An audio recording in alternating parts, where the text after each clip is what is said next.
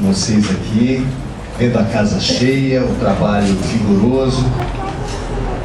É muito bom ver as coisas andarem, apesar do sentimento que a gente tem de que a vida é feita de interrupções, de quebras, né? Mas não, na verdade existe um grande processo que às vezes fica encoberto aos nossos olhos, pensando que há rupturas nas nossas famílias. Cada falecimento que ocorre, a gente vê como uma ruptura nas nossas vidas, como se tivesse acontecido uma tragédia, um fim. Nós mesmos gostamos de chamar os mortos de finados, como se eles tivessem acabado.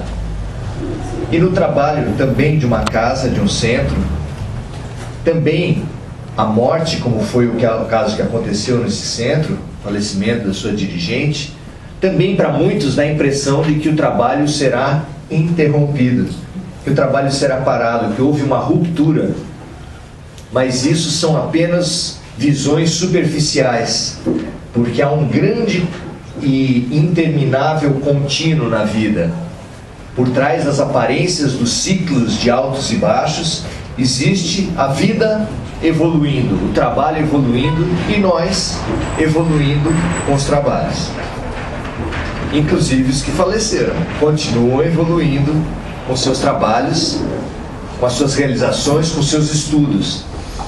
Tem gente que lendo os livros de André Luiz fica meio desesperado quando percebe que lá no mundo espiritual você tem que estudar, trabalhar e trabalhar. Fala assim, não é possível. Eu fiquei minha vida toda estudando e trabalhando, agora que eu morro, quero lá um pouco de anjinho, sentado na nuvem, tocando harpa, um pouco de tranquilidade, porque a gente acha que felicidade é não trabalhar e é não estudar. Será que é verdade isso? Onde vai estar a nossa felicidade? Onde está a nossa realização? Se não naquelas situações onde você percebe, eu contribuí para alguma coisa, eu fiz alguma coisa. Você olha no olho do seu filho e fala, eu ajudei alguma coisa nele. Pode ser que você tenha atrapalhado também. É comum. Mas eu ajudei, eu colaborei em alguma coisa. O professor encontra com seus alunos na rua. As pessoas se encontram na rua e dizem quanto elas ajudaram e às vezes você nem lembra. Como foi que eu te ajudei? Então a vida tem um processo por trás disso e nem sempre a gente valoriza. Quer ver uma coisa? Numa escola, se você tiver dois alunos, que tiver na primeira prova tirado nota 2 e outro que na segunda prova tiver tirado nota 4, enquanto que outro que tiver tirado nota 7 na primeira e nota 5 na segunda, qual deles vai passar de ano? O primeiro ou o segundo? O segundo. Afinal de contas ele tirou nota 5. Mas a nota 4 que o outro tirou não tem um valor talvez mais importante? É muito curioso que no Espiritismo, os Espíritos nos orientam a considerar o espírita não aquele que esteja puro, que esteja perfeito, realizado, pleno, mas aquele que for hoje um pouco melhor do que ontem e que se esforçar por ser amanhã um pouco melhor do que hoje. Sobre esse ponto de vista, aquele primeiro aluno que tirou 4 depois de ter tirado 2 devia ser muito mais considerado no sistema escolar do que o que tirou 5 depois de ter tirado 7. Não é isso? Mas a gente nem sempre considera assim nos ambientes humanos. Só que nas coisas de verdade você vai reconhecer que é diferente. Por exemplo, um médico. Que prognóstico ele dá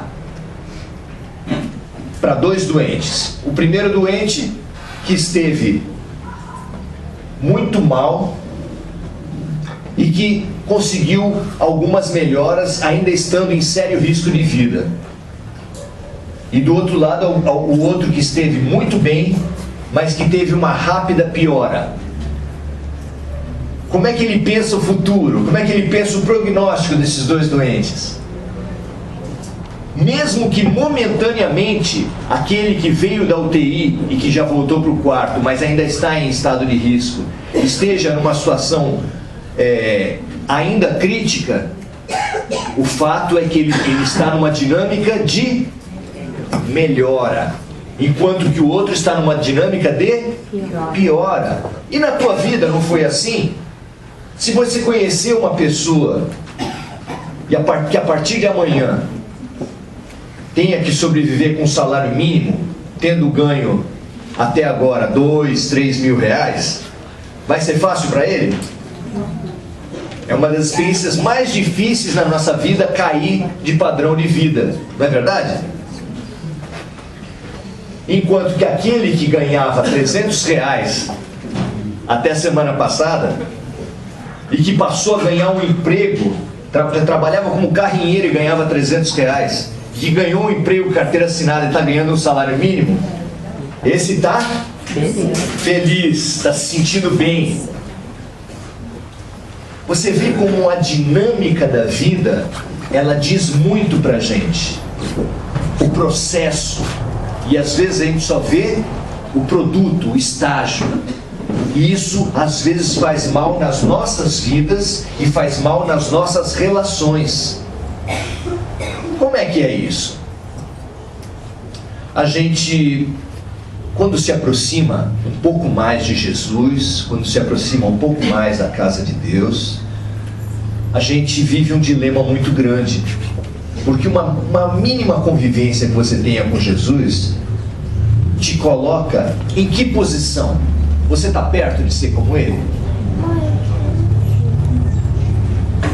Ao reconhecer a sua pequenez diante dele, nós somos colhidos por um dilema muito grande. Porque no próprio Espiritismo está colocado, por orientação dos Espíritos Superiores, que Jesus é nosso modelo e guia. Ora, meu amigo, se você tivesse um modelo e guia muito longe de você, não seria angustiante viver assim? Colocando de maneira prática, é fácil para o Edinho ser filho do Pelé? Tem sido fácil para ele ser filho do Pelé? Imagina o que é essa criança brincando com bola. Pôs o pé em cima da bola, o pessoal, deu um chute, o primeiro chute na barriga da mãe, quem sabe já falou, nossa, esse vai ser o craque. E para a filha da Sasha? Da Xuxa. Da Sasha. A Sasha é da Xuxa. Ela é atleta, foi atleta de vôlei, não é isso? Jogos sem maior expressão, sem transmissão, sem repórter, etc. Estava cheio de repórter nesses jogos. Por quê? Por quê? Por quê? Por causa dela. Ela não podia fazer uma coisa diferente, que ela estava lá à sombra de um modelo idolatrado, idealizado. É muito difícil você ter um modelo longe, um modelo que é idolatrado. Mas Pelé e Xuxa perante Jesus são o quê? São nada. E a nossa diferença perante Jesus, ela fica muito grande. A gente costuma dizer que matematicamente a diferença entre nós e Jesus pode ser medida pela oração. Por quantas pessoas você costuma fazer as suas orações? 5, 3, 10, 15 pessoas? Jesus ora, trabalha e ama por 30 bilhões de pessoas. Os 7 bilhões encarnados e os 22, 23 bilhões de espíritos que estão afetos ao planeta Terra. Então, matematicamente, a diferença entre eu, você e Jesus está de 20 para 30 bilhões. Entre 20 e 30 bilhões tem alguma diferença? Essa é a diferença entre nós e ele. É mais ou menos como você sair de patinete numa corrida de Fórmula 1. E você ali, no patinete. E os carros fazendo o quê em você? Como superar essa angústia? Como superar essa diferença entre você e o modelo? De uma outra forma, o que a gente pode dizer? Quem já costurou, quem sabe o que é costura, sabe que você trabalha com moldes, não é isso? Você tem um molde, você tem um tecido e você vai cortar em função daquele molde. Imagina que você tiver um tecido desse tamanho e um molde enorme. Como é que você faz? Só se começar a costurar os retalhos, mas vai ficar uma porcaria, muito difícil. Nós temos um modelo grande, generoso, gigantesco perante a gente. Nós somos um retalhinho e o modelo é grande. Como você tem resolvido essa angústia? Como o cristão tem resolvido a angústia de se comparar e de ter Jesus Cristo como modelo? Como você faz? Quer saber como é que a humanidade tem resolvido? Já que é tão difícil ser como Jesus, eu vou parecer.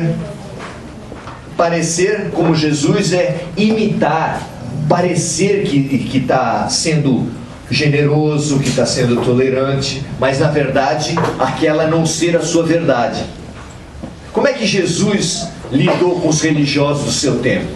Ele fez um grande, longo discurso contra os escribas e fariseus hipócritas, porque eles colocavam nos ombros dos outros obrigações que eles mesmos não estavam nem pensando em fazer. Ainda hoje tem gente que é religioso assim, que gosta de acusar os outros, mas que ele mesmo não é grande coisa. É complicado isso. Na dificuldade de ser como Jesus, eu vou aparentar ser como Jesus. E essa é uma armadilha muito difícil, muito que leva você a uma contradição muito grande. E mesmo na sua casa, para você mesmo, nas suas relações, você tende a complicar as suas relações familiares. Por quê? Porque nós temos também conflitos a partir da religião dentro de casa. Ou vocês conseguem sempre influenciar os seus parentes, seus amigos, a buscar uma religião. Vocês têm conseguido sempre isso? Não. É fácil fazer isso? Não é fácil. As relações são muito difíceis. Às vezes você quer e acha que espiritualmente os seus parentes, seus filhos, seu marido, sua esposa simplesmente não andam. É ou não é? Não parece que eles não pegam? Você tenta empurrar para ver se pega no tranco, mas não anda o negócio? Você já percebeu isso? Quem não tenta influenciar beneficamente um filho, um irmão e tem tido fracassos? Eu estou vendo um monte de gente fazendo assim, ó. Nós temos uma angústia muito grande por fazer as coisas acontecerem só para os outros, que a gente gostaria que andasse mais? Não, nós também gostaríamos de ser melhor. Você viu uma biografia como Paulo de Tarso, uma biografia como os traços de Chico Xavier. Então, tirando o modelo bem difícil de Jesus, a vida, Deus passa modelos mais fáceis para a gente. Passa Chico Xavier, passa Irmã Dulce, Madre Teresa. Tá fácil a gente chegar nisso? Chico Xavier, Irmã Dulce, Madre Teresa. Ficou melhor? Ficou melhor perante Jesus. Mas mesmo assim, continua difícil. Aí Deus dá outro plano facilitado pra gente. Na tua vida, na tua família, nas tuas relações, Ele apresenta pessoas que são inspiradoras do bem. Você teve na tua vida pessoas inspiradoras no bem? Se você, nesse momento, tentando investigar, você não localiza ninguém que inspirou você para o bem, é porque a gente não tem condição ainda de ver as relações espirituais nossas. Porque não há um ser na terra que não tenha perto de si, muito perto de si, uma figura forte e inspiradora para o bem. Quem é essa grande figura forte e inspiradora para o bem que acompanha todos os seres da terra? Quem é? Jesus. O Espírito protetor, o anjo da guarda. Todos nós nascemos do primeiro segundo que nasce até o último segundo que morre. Nós somos acompanhados por pessoas que conhecem tudo de nós e que nos amam profundamente. Eles estão perto da gente, eles veem o nosso movimento, eles sabem dos nossos pensamentos, dos nossos sentimentos, das nossas intenções. Será que ele tem ficado satisfeito com o nosso pensamento, com o nosso sentimento, com as nossas intenções? Pensa aí, a sua avó, sua mãezinha, seu grande amor de outras vidas, que te ama tanto que resolveu dedicar toda 80, 90 anos da vida dele para te acompanhar. Olha que amor, hein? Será que ele está satisfeito com o teu movimento? Será que a gente tem condições de dar de dedo nesse irmão, nesse filho que não tem acompanhado, não tem andado tanto quanto a gente queria? Se nós mesmos, às vezes, não estamos dando esse movimento que a gente precisava ter, nós precisamos fazer essa avaliação. Tem uma passagem do Evangelho muito interessante em que Pedro, que é um discípulo muito interessante dos Evangelhos, porque ele faz as perguntas que a gente faria, ele faz as coisas que a gente faria. É muito interessante, ele é muito humano, né? Não tem aquela passagem que Jesus está andando por cima de mar e que Pedro fala: eu quero fazer também. Não parece uma criança? Não parece a gente? Jesus andando por cima de mar, ele fala: posso ir até você, mestre? Andando por cima do mar também? E ele fala: pode, vem. E o que acontece depois disso? Aí ele vai e está indo bem. Só que de repente bate um ventinho e ele toma ciência que ele está andando no mar. E aí o que começa a acontecer? Aí ele afunda. Não é humano isso? Não parece com a gente? Somos nós. E tem aquela passagem que eu estava falando, em que Pedro vem reclamar de Jesus a respeito dos outros discípulos. Vem falar: fulano está muito ruim, está fazendo isso, isso e aquilo. Cicrano, nossa, está assim, assim, assado. Jesus olha para ele bem firme e fala assim: segue-me tu.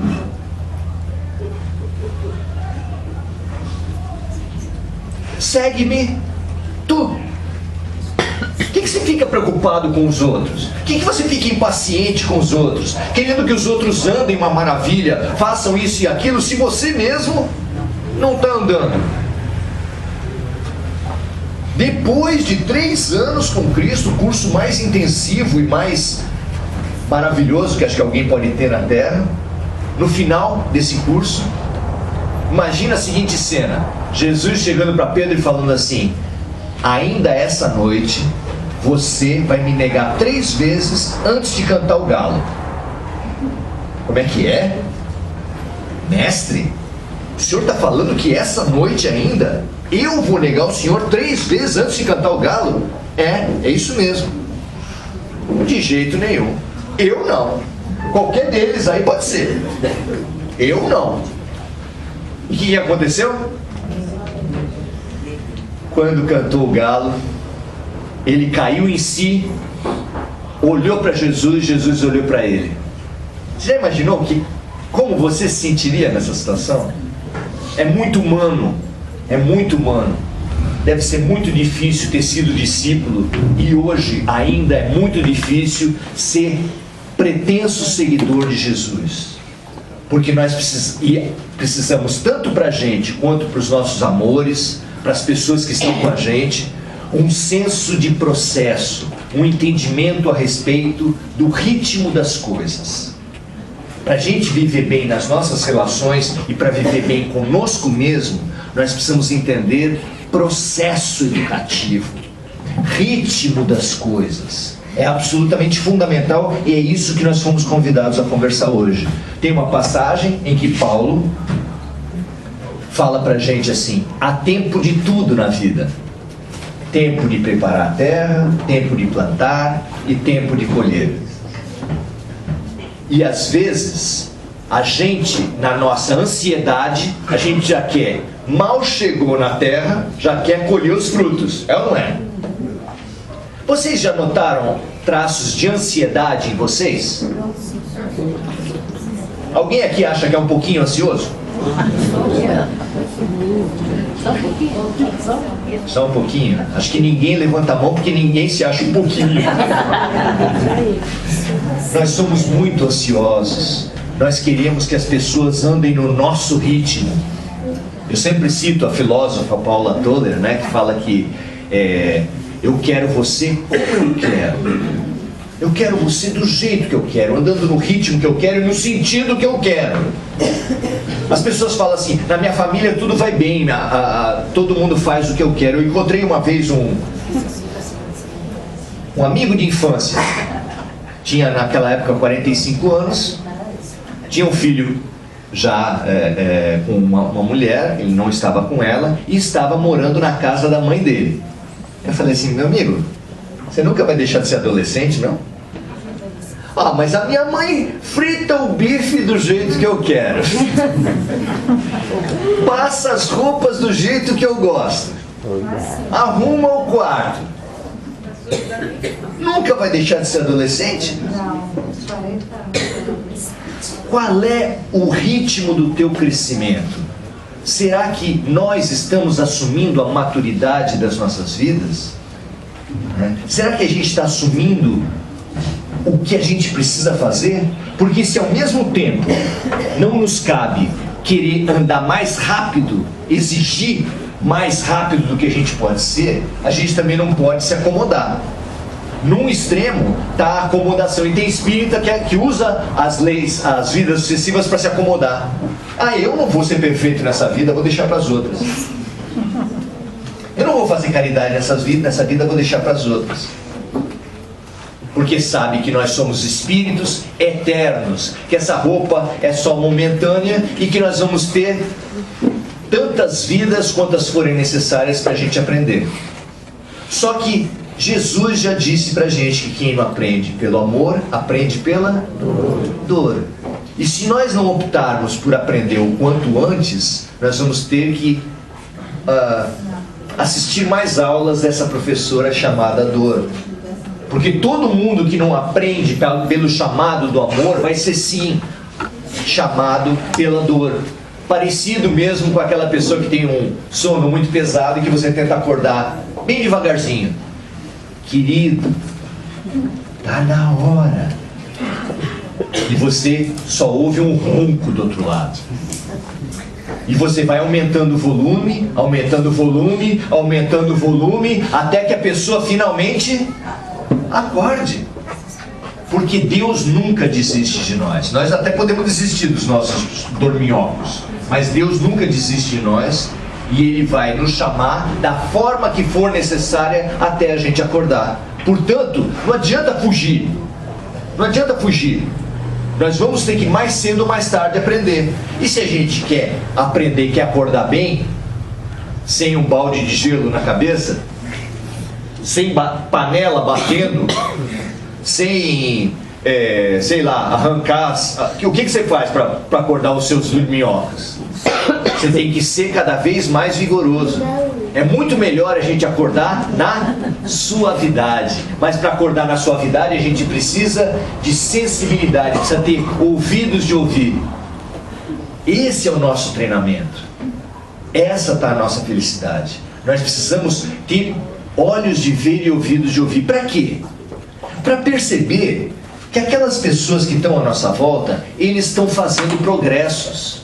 E que a sua impaciência, a sua ansiedade é que faz você ser incapaz de enxergar os pequenos avanços das pessoas que são próximas de você. Eu não me esqueço da minha adolescência, quando um amigo meu chegou para mim assim e falou assim: nossa, como o seu irmão é legal, né? Eu que estava distraído, olhei para ele: é? Porque irmão nunca é legal.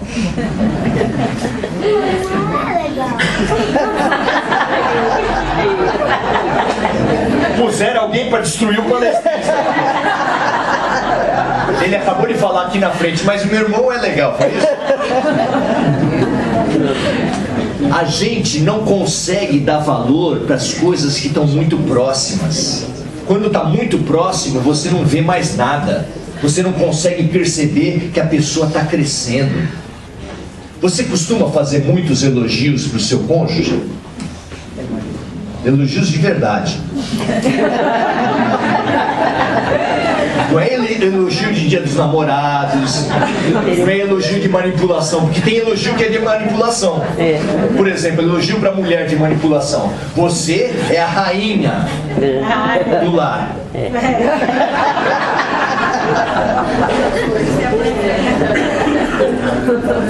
Você não quer fazer a comida hoje, marido? Não, você cozinha muito bem. Existem estratégias que se faz isso. Não estou falando desse tipo de elogio, estou falando de elogio de verdade, de você conseguir reconhecer crescimentos, atributos, melhorias na vida de uma pessoa que está muito próxima de você. É comum a gente conseguir fazer isso? No início de namoro, sim. No início de namoro, você está vendo tudo de bom na outra pessoa. Se ela gosta de uma música que você gosta, não interessa se ela não... todo o resto você detesta. Ela é pagodeira, você é roqueiro, mas ela gosta de um rock. Ai, que lindo! Nós, no início da vida afetiva, nós temos curiosidade, nós temos uma vontade de ver, de descobrir.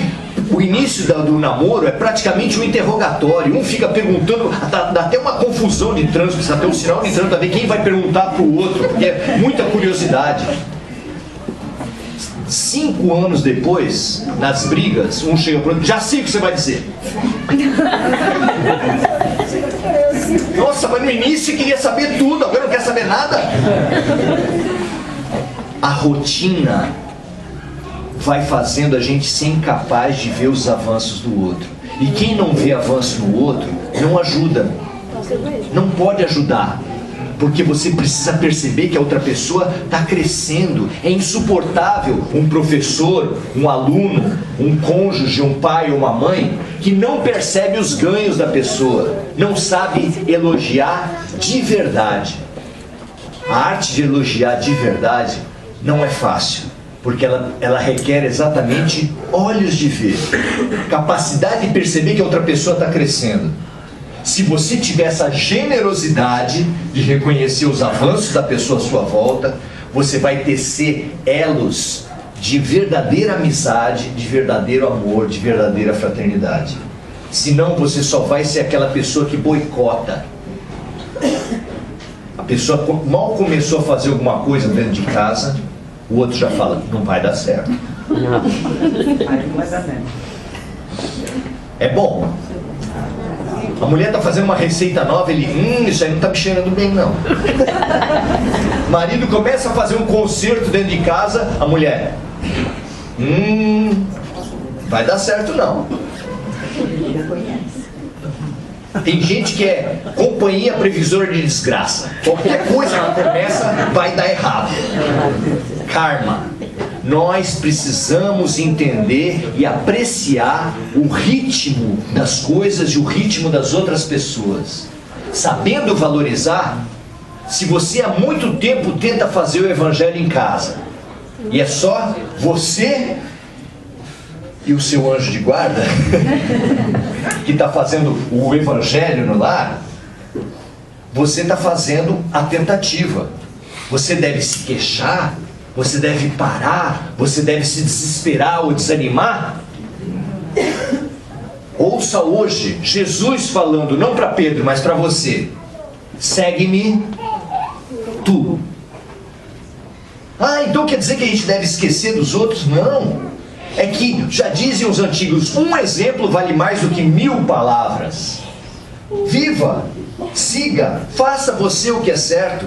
E aí você vai ter mais autoridade para conversar com as pessoas, para trocar uma ideia e para falar, escuta, vamos cultivar a faxina da casa?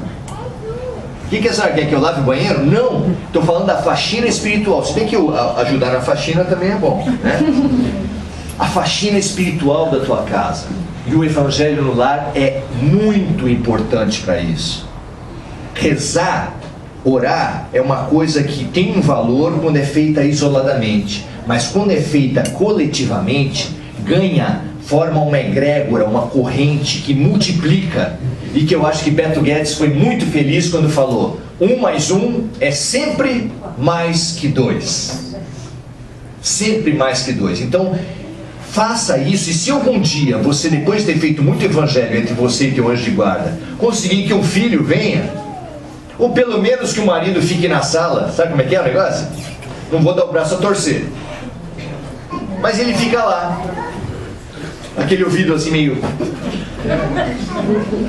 É progresso. Vamos enxergar a evolução e a situação das coisas. Vamos enxergar e dar tempo também para a nossa própria evolução. Perceber que há um ritmo para tudo, ou no dizer de Paulo, há um tempo para tudo. Tendo um pouquinho mais de paciência com a gente e paciência com os outros, a nossa vida começa a entrar num ritmo diferente.